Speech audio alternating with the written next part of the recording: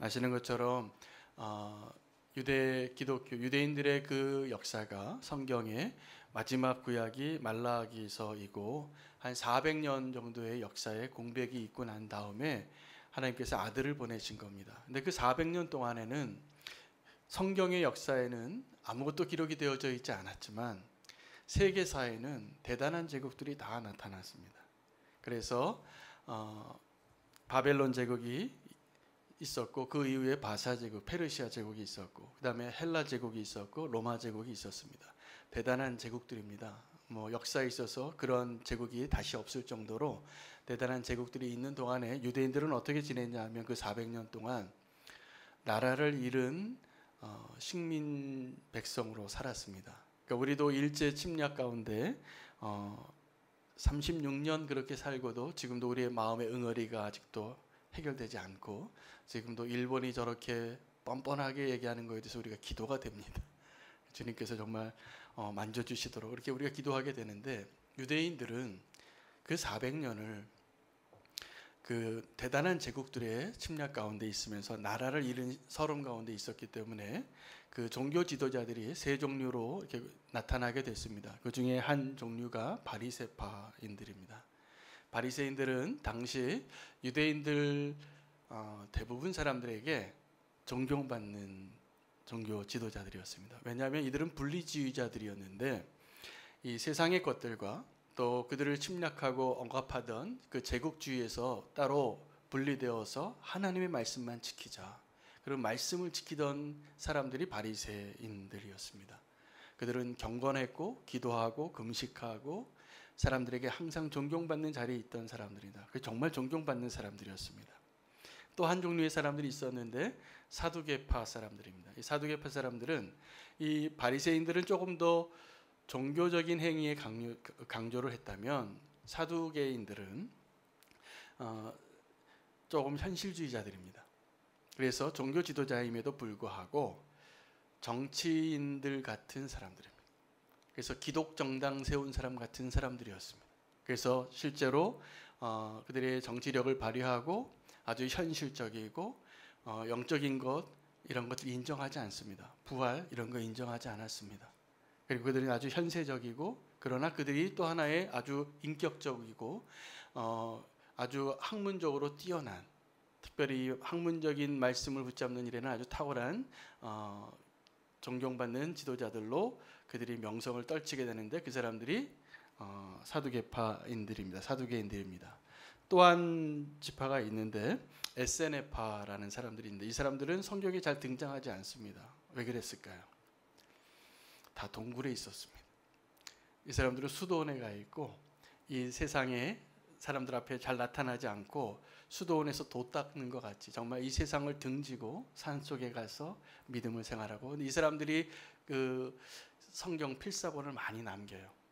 그래서 이 세 종류의 종교 지도자들이 유대인들의 종교 지도자들의 유형이었는데 지난주에 이어서 이번 주에도 그때 당시에 종교 지도자들이 나타나서 예수님에게 논쟁을 하는 본문을 우리가 오늘 붙잡게 됩니다.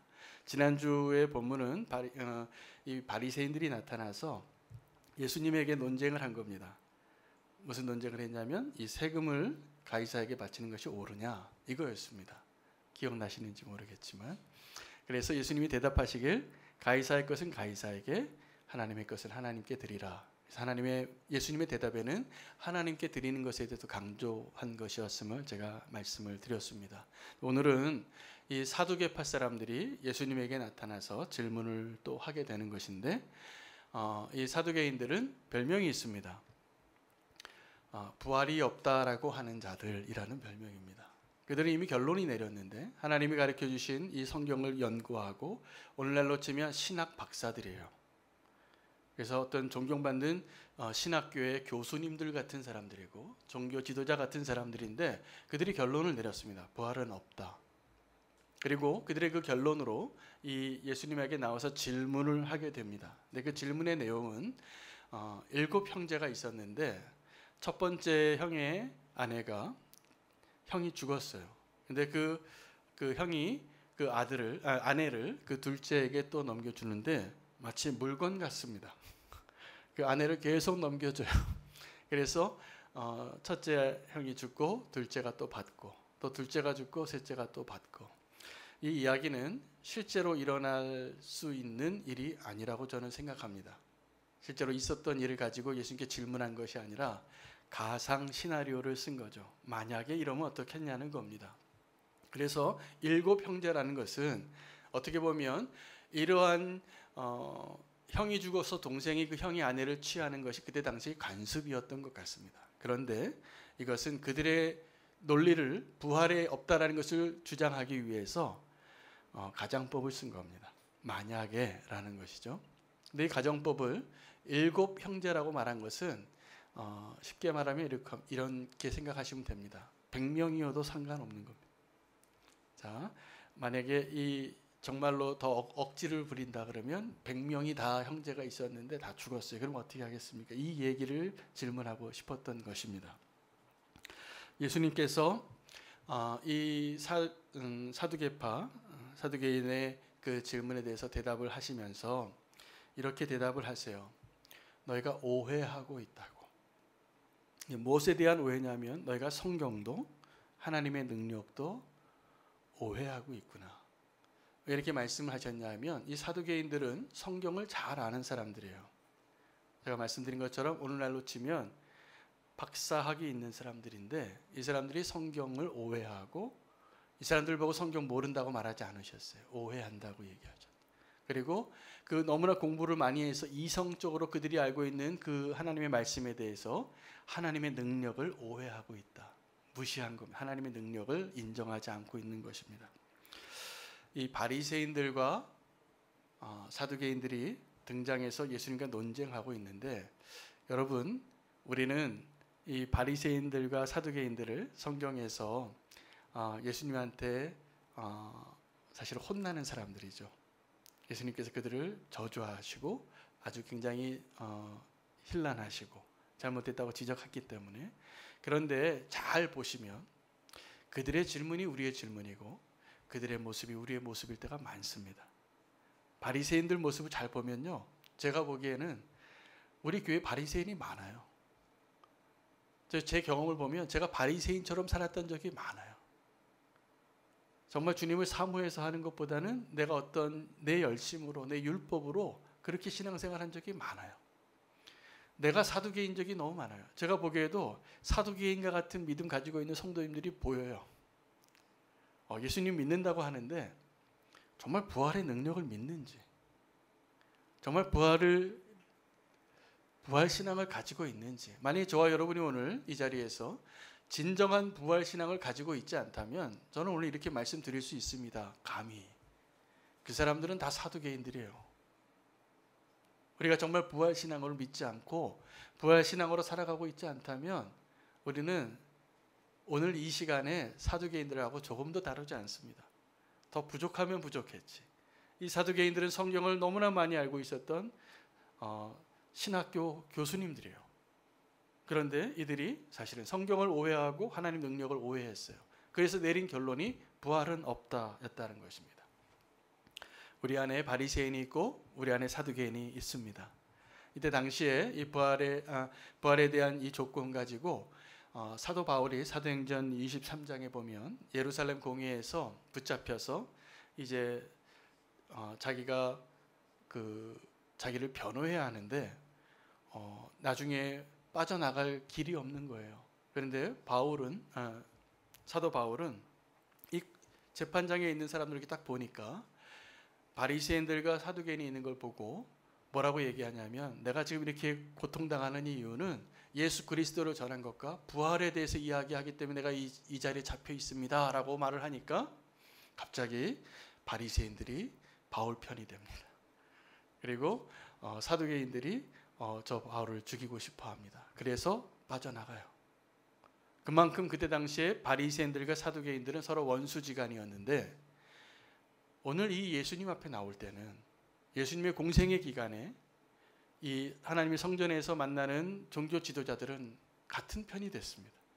같은 편이 돼서 바톤 터치하면서 예수님께 나와서 논쟁을 하고 예수님을 모함하려고 시험하려고 하고 있습니다. 지난주 본문은 바리새인이 한번 예수님과 논쟁을 했는데 할 말을 잃었어요. 예수님이 너무나 답을 잘하셨기 때문에. 오늘은 사두개인이 등장해서 또 이 부활을 가지고 자기네들이 믿고 연구하고 확신하고 있는 주제 가지고 예수님과 논쟁하는데 결론은 오늘도 사두개인들이 또 패배합니다. 다음 주에는 바리새인이 또 나옵니다. 바리새인이 또 예수님과 논쟁하게 되는데 오늘 우리가 우리 안에 있는 사두개인의 신앙의 모습들을 주님께서 다시 한번 우리의 믿음을 다시 한번 고쳐주시고 다듬어 주실 수 있는 기회로 오늘 허락해 주시기를 원합니다. 자, 오늘 이 사두개인들이 오해를 했는데 첫 번째 이 질문 가운데 그들이 지금 예수님께 가지고 나온 그 질문에는 모순이 있어요. 오해가 있어요. 첫 번째는 결혼에 대한 오해입니다. 이런 결혼은 사실 일어날 수 없습니다. 7 형제가 있는데 한 여자를 두고 그 7 형제가 그렇게 아내로 삼지 않습니다. 그래서 결혼에 대해서도 그들은 원래 하나님이 가르쳐 주신 그 하나님이 짝지어 주신 것을 사람이 나누지 못할지니라 이 하나님의 관점에서의 결혼을 이야기하는 것이 아니라 아주 비약시킨 거죠. 모세율법에 이혼 증서를 써주라라고 한 것 때문에 그것을 논리로 이 지금 질문을 하는데 이것은 정상적인 결혼에 대한 이야기가 아니라 아주 비약시킨 이야기이죠. 또 하나는 부활입니다. 그들은 부활을 인정하지 않게 됐습니다. 왜냐하면 보이는 것, 이해되어지는 것, 내가 증명할 수 있는 것만 진리라고 믿었기 때문에 그렇습니다. 이러한 태도가 대부분 학문을 하는 사람들의 태도입니다. 과학자들이나 논문을 쓰시는 분들은요, 증명되지 않는 것은 진리가 아니에요. 그런 분들에게 봤을 때는 우리가 지금 믿는 이 믿음이라는 것은 너무나 얼토당토 않는 거예요. 어떻게 저런 걸 믿지? 유치하게. 이렇게 말하는 분들이 많습니다. 이 사두개인들은 증명할 수 없고 믿을 수 없고 하나님의 이적 가운데 가장 놀라운 이적이 뭐냐면 부활이에요. 다 죽는데 어떻게 죽은 자가 살 수 있는가? 또 영원한 것에 대해서 영혼에 대해서 어떻게 우리가 알 수 있는가? 버렸습니다, 그들이. 그래서 사두개인들은 그것을 믿지 않았어요. 현세만 있는 거죠. 그러나 이들이 더 심각한 문제는 그들이 결혼에 대해서 오해했거나 부활에 대해서 오해했기 때문이 아니라 그들이 스스로 결론 내렸기 때문에 어렵습니다. 여러분, 오늘도 이 말씀을 지금 들으시는데 내가 내린 결론이 있는 분들이 있어요. 근데 그것이 사실은 성경적이지도 않고 진리도 아닌데 내가 내린 결론으로 사람들을 대하거나 하나님을 대하는 분들이 꽤 많습니다. 이런 것들을 뭐라고 얘기하냐면 전통이라 그래요. 하나님의 말씀이 아니고 진리가 아닌데 그 전통에 매여서 그것이 어긋난 것은 잘못됐다고 확실하게 믿는 사람들이에요. 이 사두개인들이 지금 또 다른 종류의 불신자인 것을 보게 됩니다. 이미 결론 내렸기 때문에. 이런 사람들은 하나님이 정말 고치시고 바꾸시는데 굉장히 오랜 시간이 걸리는 것을 알게 됩니다. 자, 이제 예수님께서 대답해 주신 너희가 성경도 또 하나님의 능력도 오해하였구나라고 이 부활의 주제에 대해서 말씀하신 것에 대해서 제가 오늘 조금 더 나누기를 원합니다. 그때 예수님께서 이 사두개인들에게 말씀하신 너희가 성경도 모르는구나라고 말할 때 이 성경은 어떤 성경이었을까요? 로마서일까요? 아닙니다. 구약 성경입니다. 구약 성경인데 예수님께서 너희가 성경을 모른다라고 말했을 때 이 성경은 신약 성경은 아직 쓰여지지도 않았을 때니까 구약 성경을 말하는 건데 그러면 구약 성경에 과연 이 부활에 대한 가르침이 있을까요? 있나요? 한번 빨리 생각 한번 해보시죠. 사실은 부활에 대한 가르침은 신약 성경의 핵심 메시지입니다. 예수님께서 부활하셨고 빈 무덤이 증거이고 십자가에 죽으셨는데 거짓말을 퍼뜨렸지만 부활한 증인들이 있었고 그 부활의 고백을 전한 것이 초대교회의 전도의 메시지예요. 베드로가 그걸 설교하고 스데반이 그걸 설교하고 다 전도하는 사람들이 부활하신 예수 그리스도를 증거했고 서신서의 내용의 핵심이 이 복음의 핵심이 부활이에요. 그 신약 성경에서는 부활 빼고는 설명이 안 돼요. 그런데 구약에는 과연 이 부활에 대한 설명을 어떻게 하고 있을까? 그들이 몰랐던 이 사두개인들이 오해하고 있었던 그 성경에 있어서의 부활신앙을 어디서 찾을 수 있냐 하면 아브라함에게서 찾을 수 있습니다. 이 구약 성경에 대해서 이 사두개인들이 너무나 잘 알고 있어야 하고 또 알고 있었던 인물이 아브라함인데, 여러분, 아브라함의 신앙이 뭐냐면 부활 신앙입니다. 그 아브라함의 믿음의 가장 최절정에 있었던 사건이 모리아 산에서의 이삭을 바친 사건인데, 이 아브라함이 하나님께서 말도 안 되는 명령을 하시죠. 내 독생자 아들 이삭을 바치라 그랬는데 순종을 합니다. 그 다음날 아침 일찍 일어나서 아들을 데리고, 장성한 10대의 아들을 데리고 가서 칼을 들어서 정말 죽여요. 죽이려고 해요. 칼을 들을 때 하나님이 말려야 했습니다. 근데 이때 이 아브라함의 행위에 대해서 나중에 신약 성경에서 뭐라고 얘기하냐면, 이 아브라함은 하나님을 죽은 자를 다시 살리실 수 있는 하나님으로 믿었다는 것이에요. 자, 이 아브라함의 믿음이 어떤 믿음이냐면 부활 신앙입니다. 여러분, 그 믿음이 있으십니까? 하나님이 죽은 자를 살리시는 그 능력이 있음을 믿으십니까? 그것이 우리의 믿음의 삶에 정말로 적용되고 있는지 한번 점검해 보시면 좋겠습니다. 예수님의 대답 가운데 이 부활에 대한 사두개인들은 부활이 없다라고 결론 내린 사람들인데, 예수님의 답변 중에서 이렇게 얘기합니다. 그러면 너희는 왜 그렇게 믿는 그 하나님을 아브라함의 하나님, 이삭의 하나님, 야곱의 하나님이라고 왜 부르느냐? 이 대답을 듣고 그들이 침묵하게 됐어요.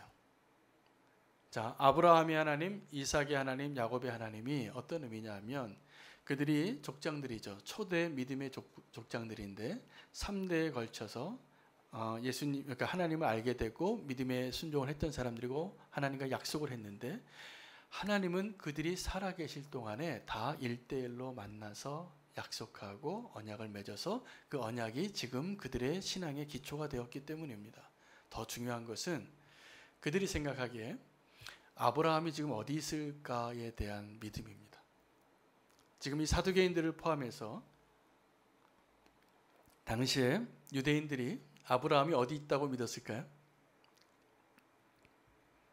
하나님 곁에 있다고 믿었습니다. 부활해서 하나님 곁에 살아있다고. 그 아브라함뿐만이 아니라 이삭도 그렇고 야곱도 그렇고. 그러면 설명이 안 되는 거예요.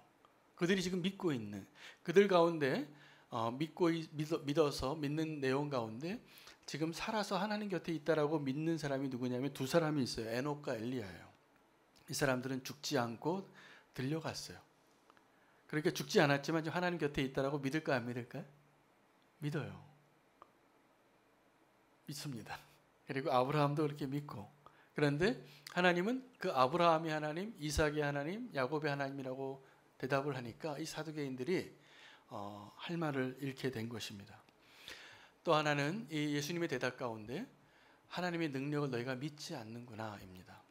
하나님의 능력이 없는 것이 아니신데 하나님의 능력을 인정하지 않으면 믿지 않게 됩니다. 하나님의 능력은 불가능한 게 없습니다. 믿으시나요? 네, 하나님 능력은 불가능한 게 없습니다. 우리가 믿으면 그 하나님의 능력이 정말 이루어질 것을 믿는 믿음이 필요합니다.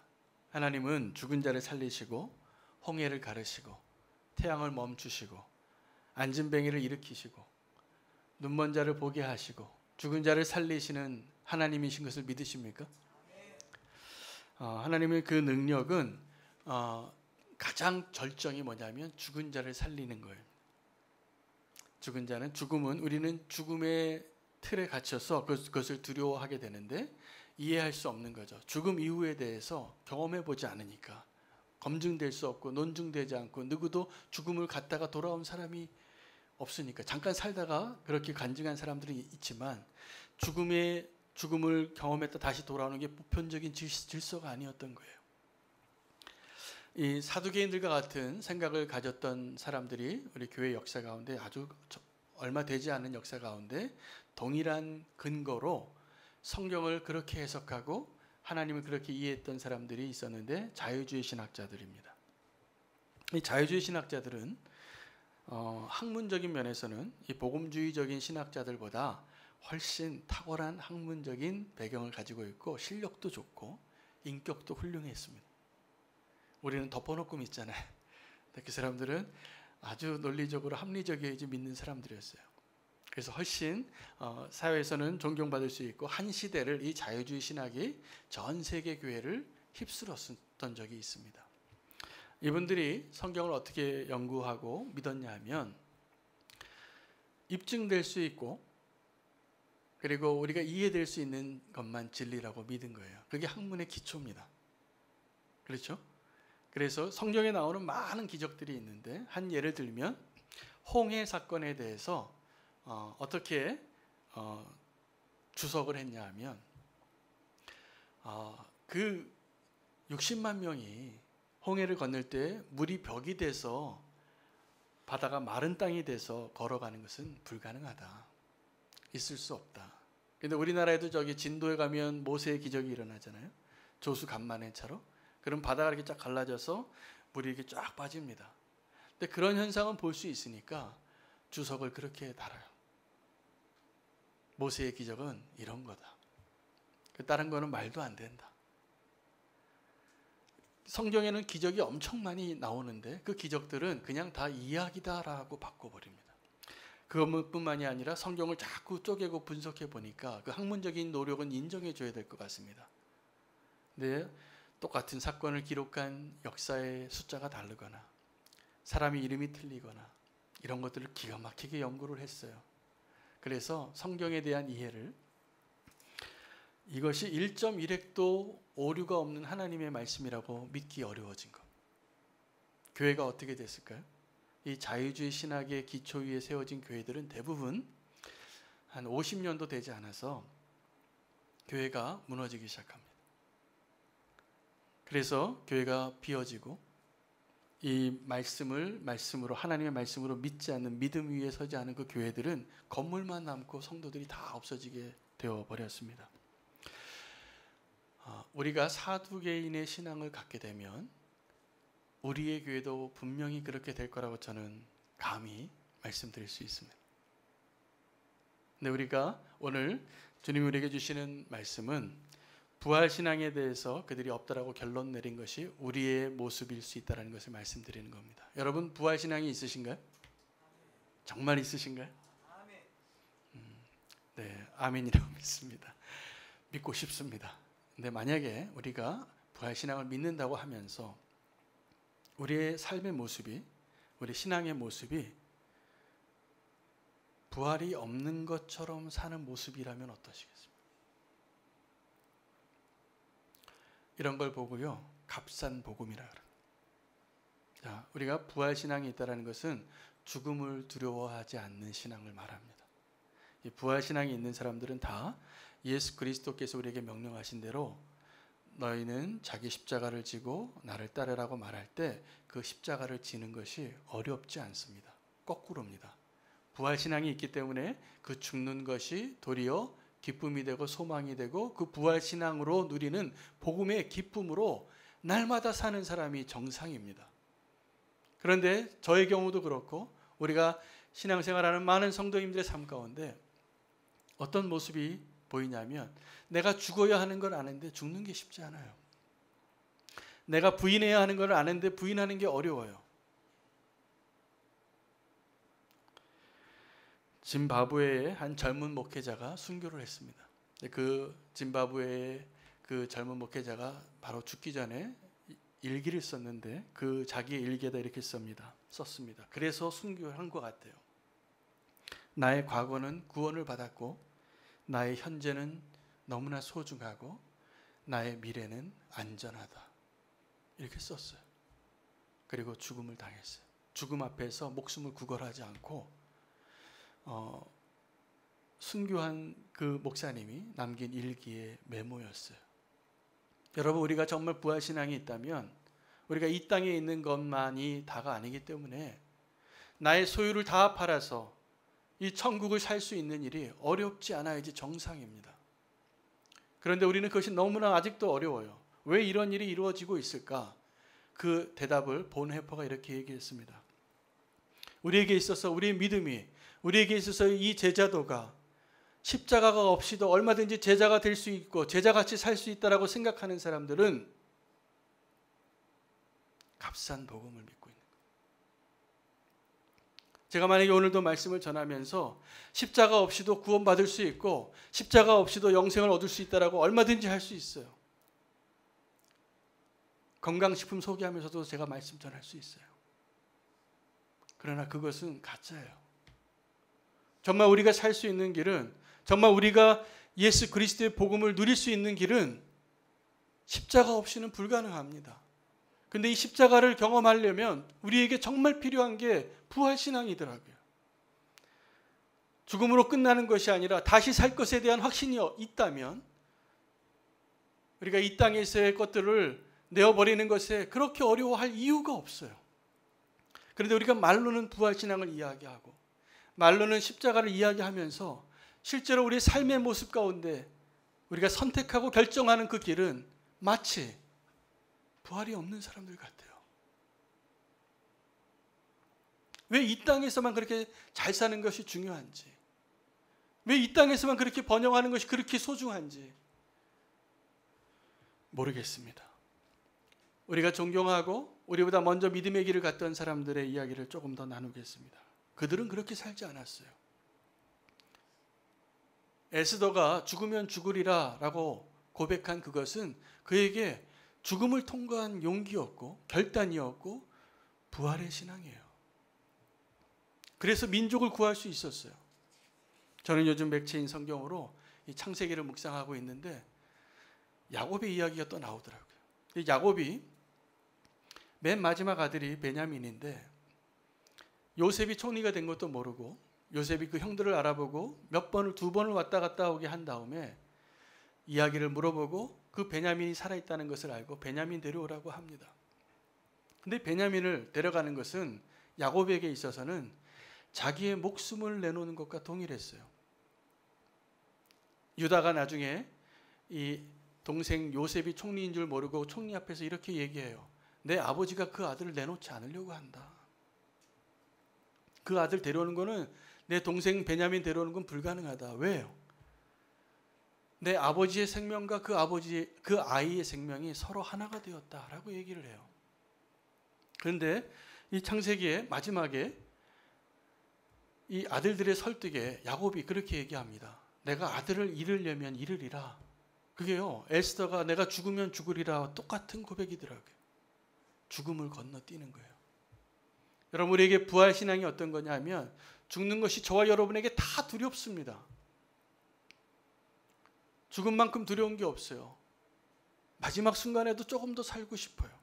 이 땅에서 그것을 붙잡고 무엇을 먹을까 무엇을 입을까 조금 더 안전하고 조금 더 편안하고 안락하고 보장받고 이것을 원하는 것은 우리 모두가 다 공통적인 갈망이에요. 그러나 그것을 뛰어넘을 수 있는 부활신앙이 있어야지 우리가 정말 예수 그리스도를 따르는 제자가 되는 것입니다. 왜냐고요? 예수님께서 그렇게 말씀하셨기 때문이에요.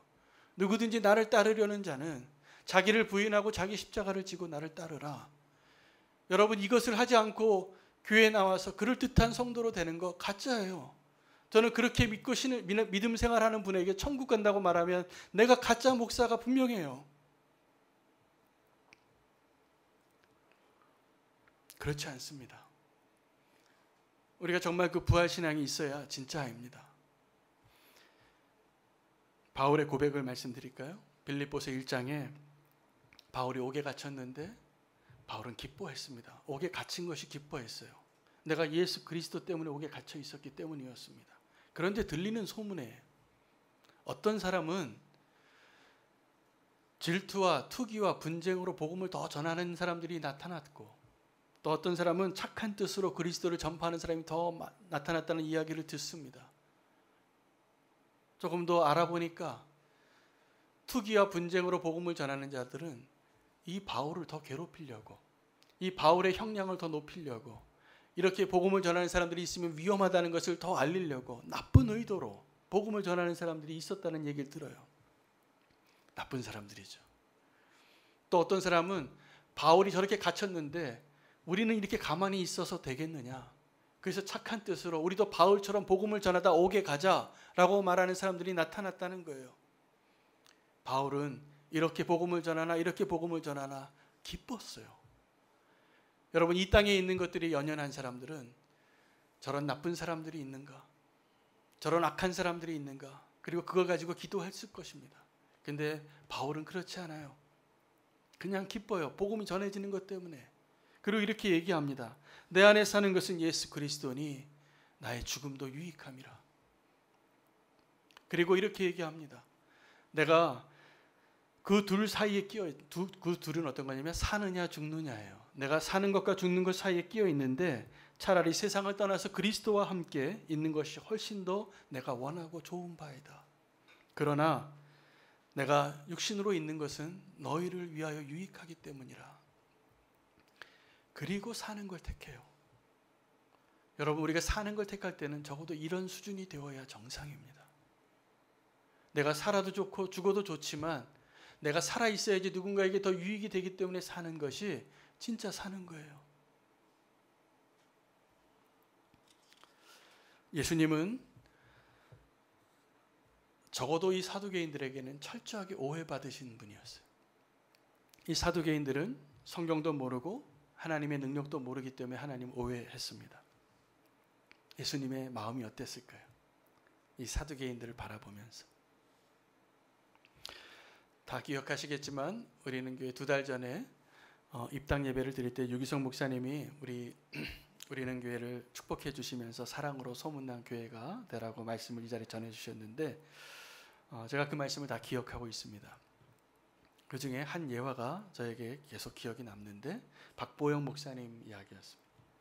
박보영 목사님은 원래 의사였는데 유기성 목사님하고도 아주 가까운 사실은 사촌지간이기도 합니다. 외사촌 그 박리부가 사모님의 사촌 오빠이기도 하신데 의사였는데 나중에 예수님을 믿고 제대로 믿어요. 그래서 자기의 전 재산, 의사로서 자기가 쌓았던 그 재산을 다 정리합니다. 다 정리해서 가난한 사람들에게 다 나눠줬어요. 좀 남겨놓고 나눠줘도 좋은데 다 나눠주고 진짜로 노숙자들과 함께 목회를 시작합니다. 그 목회를 시작해서 그 길거리에 있는 사람들, 험한 사람들과 함께 복음을 전하는데 복음의 능력 하나만 붙잡으면 된다라고 믿었기 때문이죠. 그때 그 여학생 한 명이 있었는데 자기 집에서 자기 오빠한테 몹쓸 짓을 당해서 임신을 했어요. 근데 학교에서 난리가 났어요. 누가 널 이렇게 만들었느냐. 그런데 그 아이는 학교에서 진실을 말할 수 없었어요. 집에서 쫓겨날까 봐. 오빠가 어려워질까 봐. 그래서 선생님에게 엉겹결로 자기네 교회 목사님이 좀 별 볼 일 없어 보였나 봐요. 우리 목사님이 그랬어요. 라고 대답을 해버린 거예요.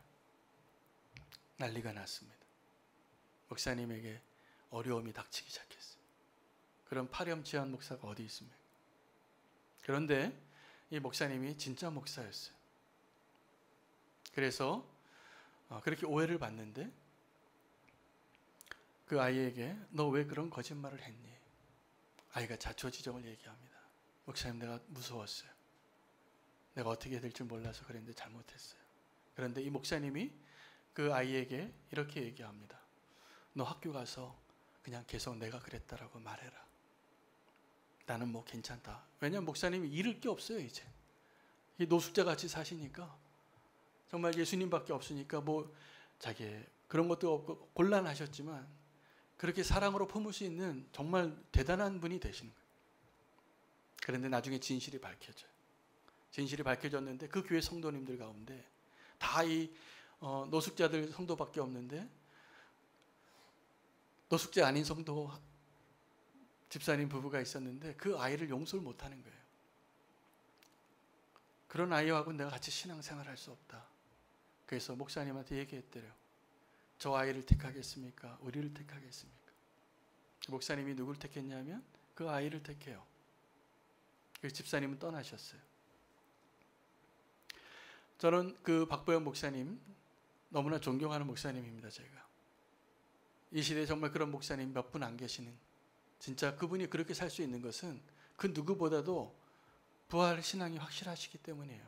이 땅에 있는 것이 다 배설물 같은 것을 아시기 때문에 그렇게 할 수 있는 거예요. 그런데 이 박보영 목사님의 그 간증 가운데 그 오해받으신 이유가 있습니다. 왜 그 아이에게 나는 괜찮다, 내가 그랬다 그래라, 왜 그렇게 오해받는 것을 개의치 않고 살 수 있었을까요? 사랑했기 때문입니다. 그 아이를 돕기 위해서요. 오늘 예수님께서 이 사두개인들을 향하여 동일한 마음을 갖고 계세요. 우리는 이 사두개인이 왜 오해했는가, 그 사람들이 무엇을 잘못했는가, 제가 오늘 지금까지 30분 동안 그거 설교했는데, 예수님의 마음으로 돌아오면 이 사두개인들이 그때 당시에 종교의 지도자로 성경을 가장 많이 아는 자로 있으면서 성경을 오해하고 있고 하나님의 능력을 인정하지 않고 있는 그것은 마치 박보영 목사님이 그 청소년 여학생이 내가 그랬어요 라고 거짓말하는 그 오해를 받는 것과 동일합니다. 더하면 더했지. 하나님을 하나님으로 인정하지 않고 하나님의 능력이 없다고 말하고 하나님의 말씀이 그렇지 않다라고 잘못 가르치고 있는 사람들을 향하여 오해받고 계시는 하나님을 우리가 알아야 합니다. 왜 이런 일들이 일어날까요? 지금도 우리가 하나님을 오해하는 경우가 너무나 많아요. 하나님을 위하여 내 열심이 많아서 오해하더라고요. 사울이 그렇게 오해했어요. 그것이 하나님을 섬기는 일이라고 해서 스데반을 죽이고 예수 그리스도를 따르는 자들을 다 옥에 가두는 것을 기뻐했어요. 열심을 냈어요. 교회에 분쟁이 있을 때마다